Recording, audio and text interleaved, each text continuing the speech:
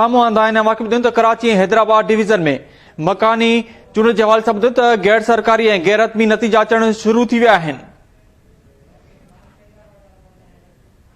Town committee भान सैदाबाद जे हवाले सां ॿुधायूं त मोहम्मद सिद्दीक मेमन पीपी अॻवान आहे जेको कामयाब थियो आहे।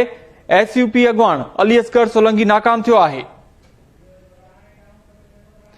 टाउन कमेटी टंडो गुलाम हैदर जे हवाले सां ॿुधायूं त वार्ड नंबर 2 में अब्दुल मजीद खासकेली पीपी अॻवान आहे कामयाब थियो आहे।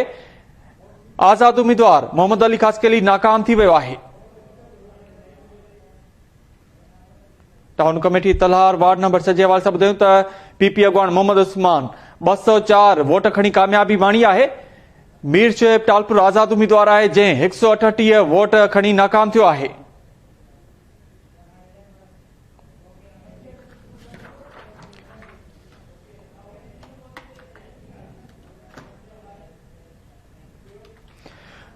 नाज़रीन, केटीए न्यूज़ ते अपडेट जो सिलसिलो जारी रहंदो।